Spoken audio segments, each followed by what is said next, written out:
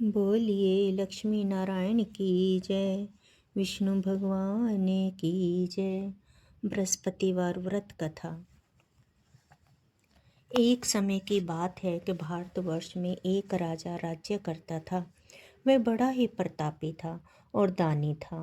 वह नित्य प्रति मंदिर में दर्शन करने जाता था। वह ब्राह्मण और गुरु की सेवा किया करता था। उसके दरवाजे से कोई भी निराश होकर नहीं लौटता था तथा वह प्रत्येक गुरुवार को व्रत रखता एवं पूजा करता था। हर एक दिन गरीबों की सहायता करता था। परंतु ये सब बातें उसकी रानी को अच्छी नहीं लगती थी। वह ना व्रत करती थी और ना ही किसी को एक पैसा तक दान में देती थी तथा राजा से भी ऐसा करने को मना किया करती थी। एक समय की बात है कि राजा तो शिकार खेलने वन को गए हुए थे। घर पर रानी और दासी थी। उसी समय गुरु बृहस्पति देव एक साधु का रूप धारण कर राजा के दरवाजे पर भिक्षा मांगने गए। रानी से भिक्षा मांगी तो वह कहने लगी कि हे साधु महाराज, मैं इस दान पुण्य से तंग आ गई हूँ। मेरे से तो घर का कार्य ही समाप्त नहीं होता। इस कार्य के लिए तो मेरे पतिदेव ही बहुत है। अब आप इस प्रकार की कृपा करें कि वे सब धन नष्ट हो जावे तथा मैं आराम से रह सकूं। साधु बोले, हे देवी, तुम तो बड़ी विचित्र हो। संतान और धन से तो कोई दुखी नहीं होता, इसको सभी चाहते हैं। पापी भी पुत्र और धन की इच्छा करता है। अगर आपके पास धन अधिक है तो भूखे मनुष्यों को भोजन कराओ, प्याव लगवाओ, ब्राह्मणों को दान दो, धर्मशाला बनवाओ, कुआं, तालाब, बावड़ी, बाग बगीचों आदि के निर्माण कराओ तथा निर्धन मनुष्य की कुंवारी कन्याओं का विवाह कराओ और अनेकों यज्ञ आदि धर्म करो। इस प्रकार के कर्मों से आपके कुल का और आपका नाम परलोक में सार्थक होगा एवं स्वर्ग की प्राप्ति होगी। मगर वह रानी इन बातों से खुश न हुई। वह बोली, हे साधु महाराज, मुझे ऐसे धन की आवश्यकता नहीं जिसको और मनुष्य को दान दूं तथा जिसको रखने संभालने में ही मेरा सारा समय बर्बाद हो जाता है। साधु ने कहा, हे देवी, तुम्हारी ऐसी इच्छा है तो ऐसा ही होगा। मैं तुम्हें बताता हूँ, वैसा ही करना। बृहस्पतिवार के दिन घर को गोबर से लीपना, अपने केशों को धोना, केशों को धोते समय स्नान करना, राजा से कहना वह हजामत करवाए। भोजन में मांस मदिरा खाना, कपड़ा धोना, धोबी के यहाँ धुलने डालो। इस प्रकार 7 बृहस्पतिवार करने से तुम्हारा सब धन नष्ट हो जाएगा। ये कहकर वह साधु महाराज वहाँ से अंतर्ध्यान हो गए। रानी ने साधु के कहने के अनुसार वैसा ही किया। 3 बृहस्पतिवार ही बीते थे कि उसका समस्त धन संपत्ति नष्ट हो गया और भोजन के लिए दोनों समय परिवार तरसने लगा तथा सांसारिक भोगों से दुखी रहने लगे। तब वह राजा रानी से कहने लगा कि रानी, तुम यहाँ पर रहो, मैं दूसरे देश को जाऊं, क्योंकि यहाँ पर मुझे सभी मनुष्य जानते हैं, इसलिए कोई कार्य भी नहीं कर सकता। देश चोरी परदेश भीख बराबर है। ऐसा कहकर राजा परदेश चला गया। वहाँ जंगल में जाता और लकड़ी काट कर लाता और शहर में बेचता। इस तरह जीवन व्यतीत करने लगा। इधर राजा के घर रानी और दासी दुखी रहने लगे। किसी दिन भोजन मिलता और किसी दिन जल पीकर ही रह जाती। एक समय रानी और दासी को 7 दिन बिना भोजन के व्यतीत हो गए। तो रानी ने अपनी दासी से कहा, हे दासी, यहाँ पास ही के नगर में मेरी बहन रहती है। वह बड़ी धनवान है। तू उसके पास जा, वहाँ से 5 सेर अनाज मांग कर ले आ, जिससे कुछ समय के लिए गुजर हो जाएगी।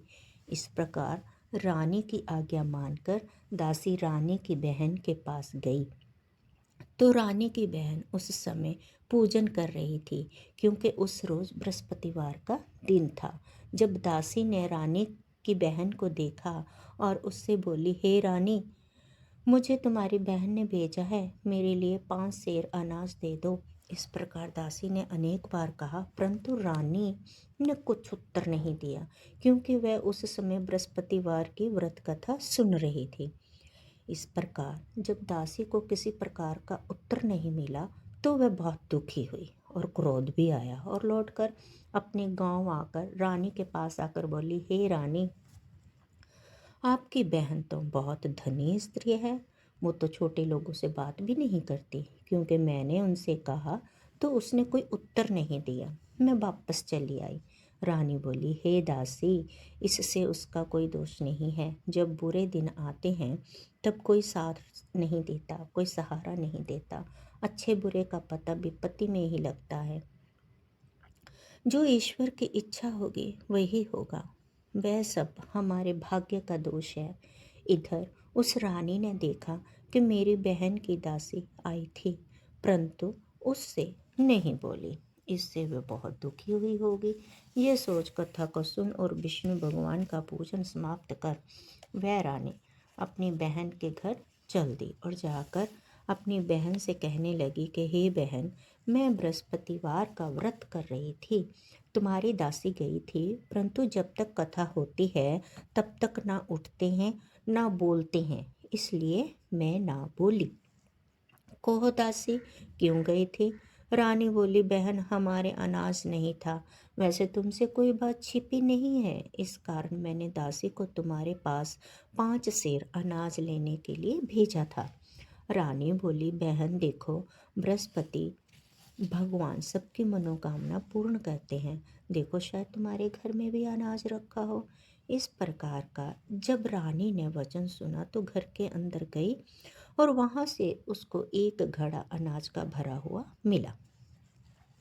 तब तो वह रानी और बांदी को बहुत ही दुखी हुई और दासी कहने लगी, हे रानी, देखो, वैसे हमको जब नहीं मिलता तो हम रोज ही व्रत करते हैं। अगर इनसे व्रत की विधि और कथा पूछ ली जावे तो हम भी किया करेंगे। तब उस रानी ने अपनी बहन से पूछा कि हे बहन, बृहस्पतिवार के व्रत में चना की दाल, मुनक्का, विष्णु भगवान का केले की जड़ में पूजन करें तथा दीपक जलावे, भोजन करें तथा कथा सुने। इस प्रकार करने से गुरुवार भगवान प्रसन्न होते हैं, अन्न, पुत्र, धन देते हैं, मनोकामना पूर्ण करते हैं। इस प्रकार रानी और दासी दोनों ने निश्चय किया, बृहस्पति भगवान का पूजन जरूर करेंगे।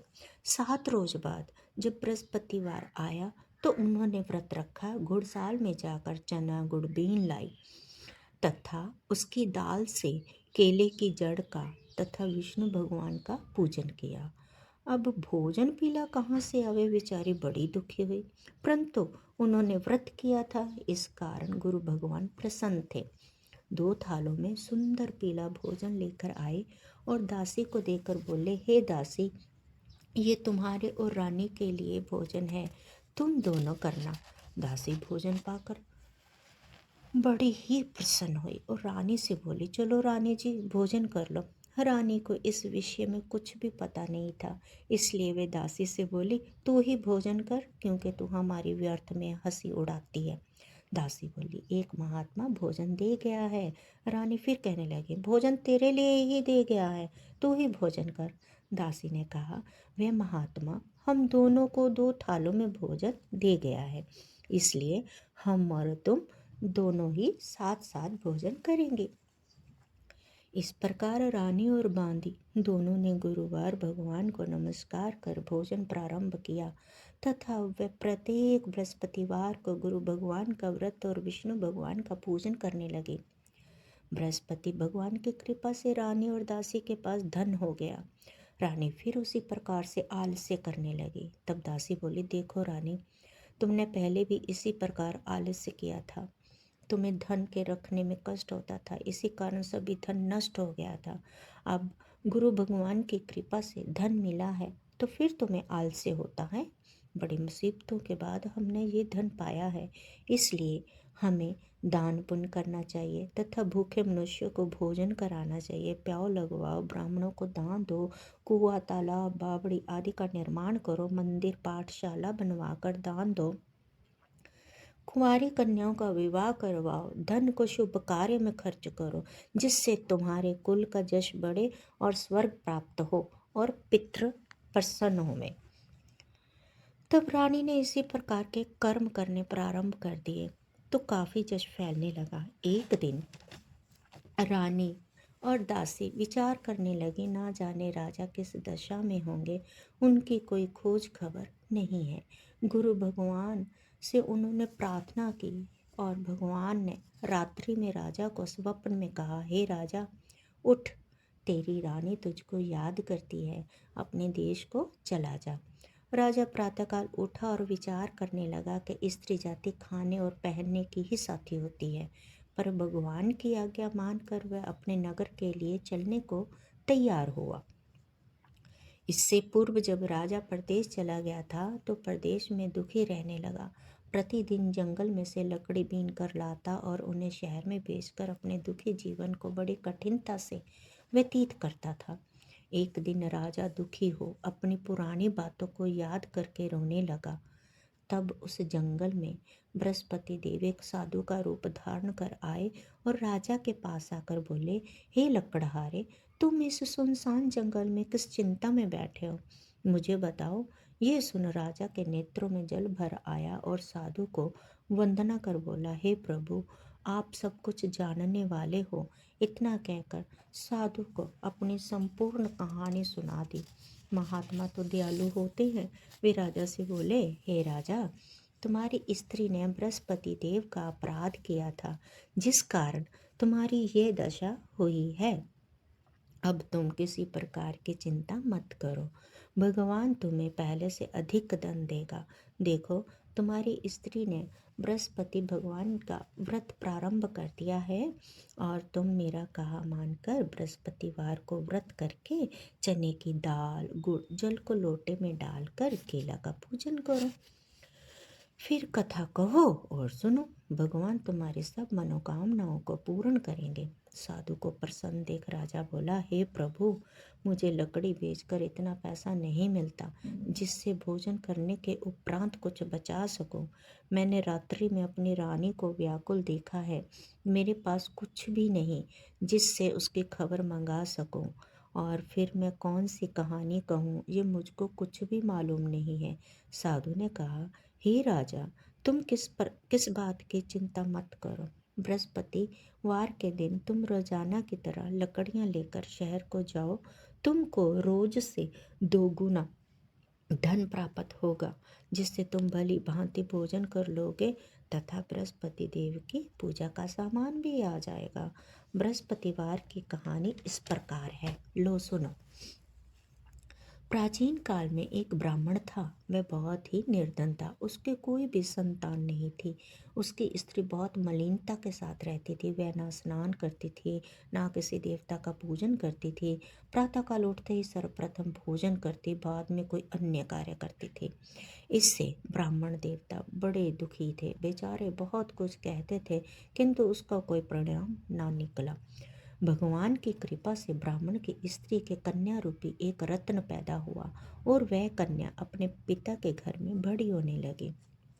वह बालिका प्रातः स्नान करके विष्णु भगवान का जाप करने लगी, बृहस्पतिवार का व्रत करने लगी। अपने पूजा पाठ को समाप्त करके स्कूल जाती तो अपनी मुट्ठी में जौ भरकर ले जाती और पाठशाला जाने के मार्ग में डालती जाती।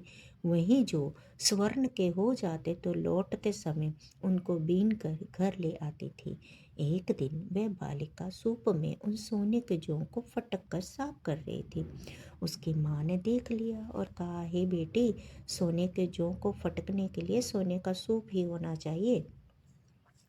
दूसरे दिन गुरुवार था। इस कन्या ने व्रत रखा और बृहस्पति देव से प्रार्थना करके कहा, हे प्रभु, मैंने आपकी पूजा सच्चे मन से की हो तो मेरे लिए सोने का सूप दे दो। बृहस्पति देव ने उसकी प्रार्थना स्वीकार कर ली। रोजाना की तरह वह कन्या जौ फैलाती हुई जाने लगी। जब लौटकर जौ बीन रही थी तो बृहस्पति देव की कृपा से सोने का सूप मिला। उसे वह घर ले आई और उससे जौं साफ करने लगे, परंतु उसकी माँ का वही ढंग रहा। एक दिन की बात है कि वह कन्या सोने के सूप में जौं साफ कर रही थी। उस समय उस शहर का राजपुत्र वहां से निकला। इस कन्या के रूप और कार्य को देखकर मोहित हो गया तथा अपने घर आकर भोजन तथा जल त्याग कर उदास होकर लेट गया। राजा को जब इस बात का पता लगा तो अपने प्रधानमंत्रियों से साथ अपने पुत्र के पास गए और बोले, हे बेटा, तुम्हें किस प्रकार का कष्ट है, किस बात का कष्ट है? किसी ने तुम्हारा अपमान किया है या अथवा कोई और कारण है?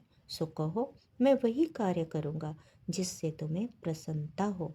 अपने पिता की राजकुमार ने बातें सुनी तो वह बोला, मुझे आपकी कृपा से किसी बात का दुख नहीं है। किसी ने मेरा अपमान नहीं किया है, परंतु मैं उस लड़की के साथ विवाह करना चाहता हूँ जो सोने के सूप में जौं साफ कर रही थी। ये सुन राजा आश्चर्य में पड़ा और बोला, हे बेटा, इस प्रकार की कन्या का पता तुम्हें लगाओ, मैं उसके साथ तुम्हारा विवाह अवश्य ही करवा दूंगा। राजकुमार ने उस लड़के के घर का पता बताया। मंत्री उस लड़के के घर गए और ब्राह्मण की कन्या का विवाह राजकुमार के साथ संपन्न हो गया। कन्या के घर जाते ही पहले की भांति उस ब्राह्मण देवता के घर में गरीबी का निवास हो गया। अब भोजन के लिए भी अन्न बड़ी मुश्किल से मिलता था। एक दिन दुखी होकर ब्राह्मण देवता अपनी पुत्री के पास गए। बेटी ने पिता की दुखी अवस्था को देखा और अपनी माँ का समाचार बताया। अब ब्राह्मण ने सभी हाल कहा। कन्या ने बहुत सा धन देकर अपने पिता को विदा कर दिया। इस तरह ब्राह्मण का कुछ समय सुखपूर्वक व्यतीत हुआ। कुछ देर बाद फिर वही हाल हो गया। ब्राह्मण फिर अपनी कन्या के यहाँ गया और सभी हाल कहा तो लड़की बोली, हे पिताजी, आप माता जी को यहाँ लाओ, मैं उसे विधि बता दूंगी जिससे गरीबी दूर हो जाए। वह ब्राह्मण देवता अपनी स्त्री को साथ लेकर पहुँचे तो पुत्री ने अपनी माँ को समझाया कि हे माँ, तुम प्रातःकाल उठकर प्रथम स्नान आदि करके विष्णु भगवान का पूजन करो तो सब दरिद्रता दूर हो जाएगी। परंतु उसकी माँ ने एक भी बात नहीं मानी और प्रातःकाल उठकर अपनी पुत्री बच्चों का जूठन खा लेती थी।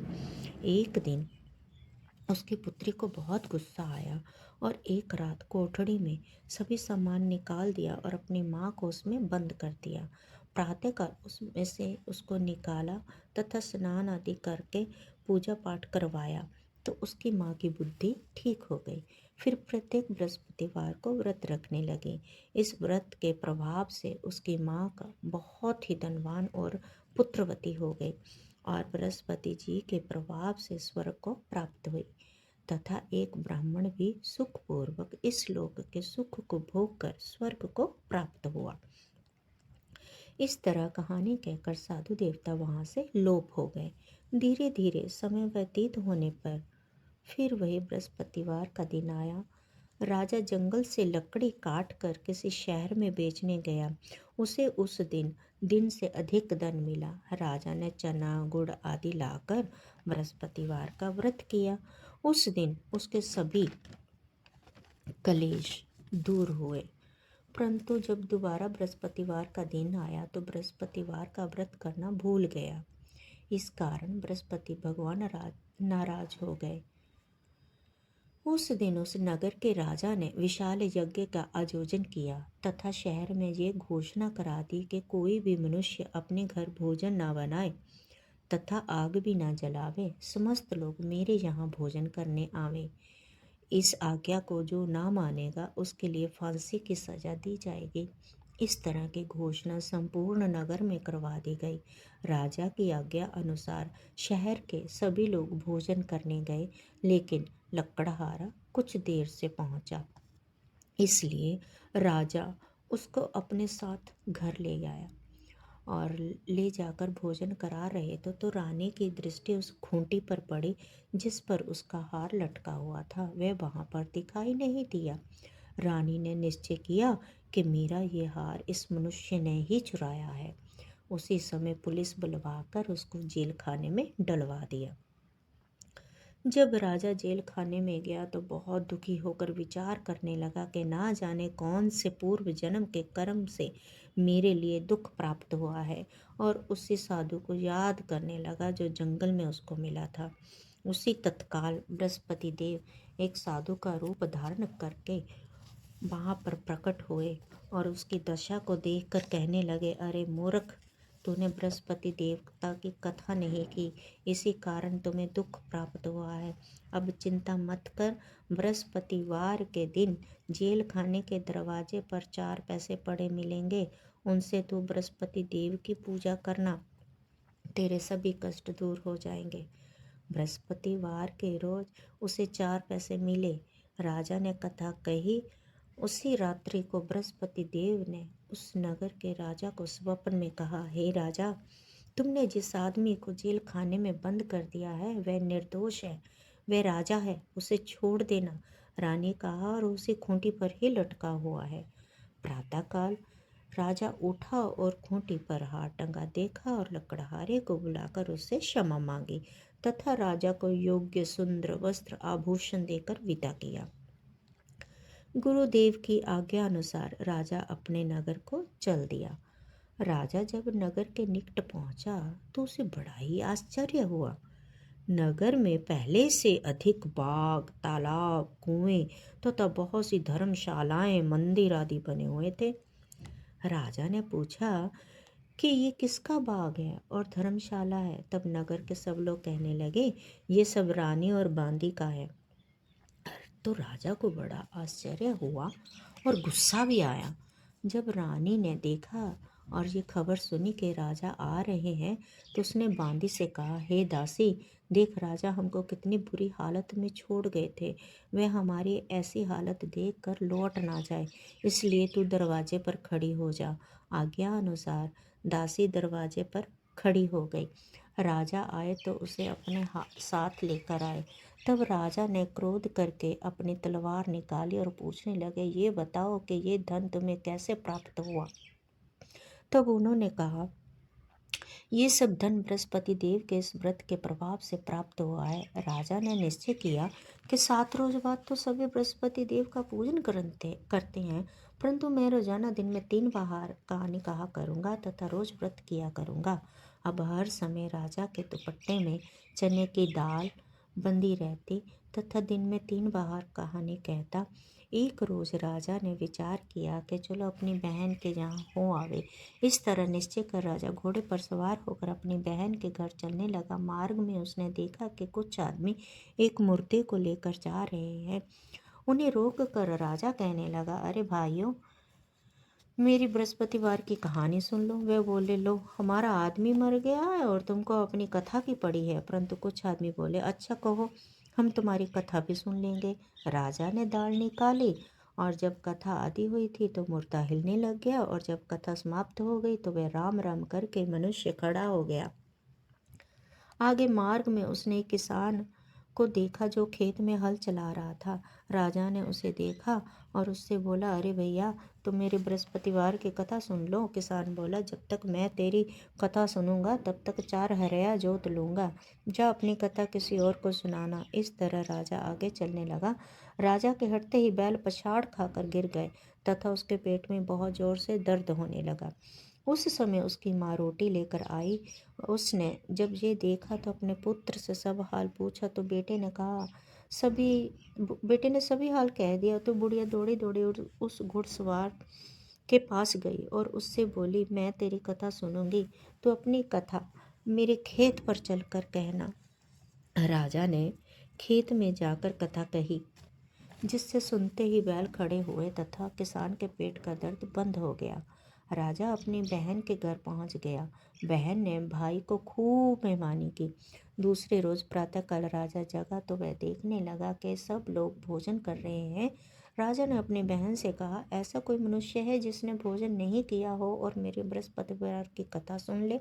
बहन बोली, हे भैया, ये देश ऐसा ही है, पहले यहाँ लोग भोजन करते हैं, बाद में अन्य काम करते हैं। अगर कोई पड़ोस में है तो देखो। वह ऐसा कहकर देखने चली, परंतु उसे कोई भी ऐसा व्यक्ति नहीं मिला जिसने भोजन ना किया हो। अंत वह कुम्हार के घर गई जिसका लड़का बीमार था। उसे मालूम हुआ कि उसने 3 दिनों से कुछ नहीं खाया। रानी ने अपने भैया की कथा सुनने के लिए कुम्हार से कहा तो वह तैयार हो गया। राजा ने जाकर बृहस्पतिवार की कथा कही। उसको सुनकर उसका लड़का ठीक हो गया। अब तो राजा की प्रशंसा होने लगी। एक दिन राजा ने अपनी बहन से कहा, हे बहन, हम अपने घर को जाएंगे, तुम भी तैयार हो जाओ। राजा की बहन ने अपनी सास से कहा। सास बोली, हाँ चली जा, परंतु अपने लड़के को मत लेकर जाना, क्योंकि तुम्हारे भाई के घर में कोई औलाद नहीं है। बहन ने अपने भैया से कहा, हे भैया, मैं तो चलूंगी, लेकिन बालक नहीं जाएगा। राजा बोला, जब तक कोई बालक नहीं चलेगा तो तुम भी क्या करोगी। बड़े दुखी मन से राजा अपने नगर को लौट आया। राजा ने अपनी रानी से कहा, हम निर्वंशी राजा है, हमारा मुंह देखने का धर्म नहीं है और कुछ भोजन आदि नहीं किया। रानी बोली, हे प्रभु, बृहस्पति देव हमें सब कुछ दिया है, औलाद भी अवश्य देंगे। उसी रात को राजा ने बृहस्पति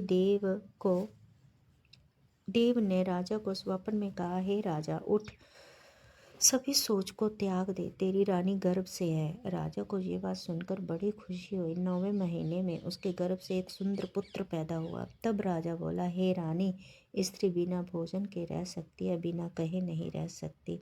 जब मेरी बहन आवे तुम उससे कुछ कहना मत। रानी ने यह सुनकर हाँ कर दिया। जब राजा की बहन ने यह शुभ समाचार सुना तो वह बहुत खुश हुई तथा बधाई लेकर अपने भाई के यहाँ आई। तब रानी ने कहा, घोड़ा चढ़कर तो नहीं आई, गधा चढ़ी आई। राजा की बहन बोली, भाई, मैं इस प्रकार ना कहती तो तुम्हें औलाद कैसे मिलती। बृहस्पति देव ऐसे ही है, जैसे जिसके मन की मनोकामनाएं हैं सभी को पूर्ण करते हैं। जो सद्भावना पूर्वक बृहस्पतिवार का व्रत करता है एवं कथा पढ़ता है अथवा सुनता है और दूसरों को सुनाता है, बृहस्पति देव उसकी सभी मनोकामनाओं को पूर्ण करते हैं। भगवान बृहस्पति देव उनकी सदैव रक्षा करते हैं। संसार में सद्भावना से भगवान जी का पूजन व्रत सच्चे हृदय से करते हैं तो उनकी सभी मनोकामनाएं पूर्ण होती है। जैसी सच्ची भावना से रानी और राजा ने उसकी कथा का गुणगान किया तो उनकी सब इच्छाएं बृहस्पति देव जी ने पूर्ण की है। इसलिए सब कथा सुनने के बाद प्रसाद लेकर जाना चाहिए। हृदय से उनका मनन करते हुए जयकारा बोलना चाहिए।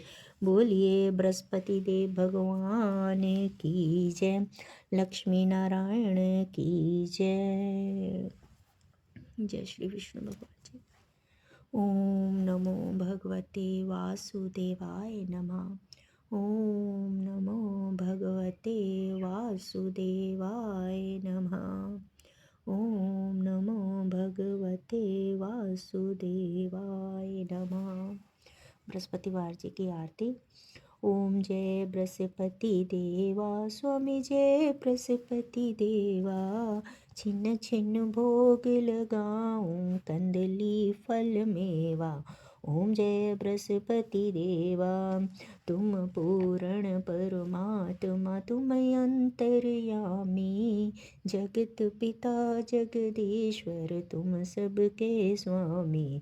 ओम जय बृहस्पति देवा, चरण मृत निज निर्मल, सब पातक हरता, सकल मनोरथ दायक, कृपा करो भरता।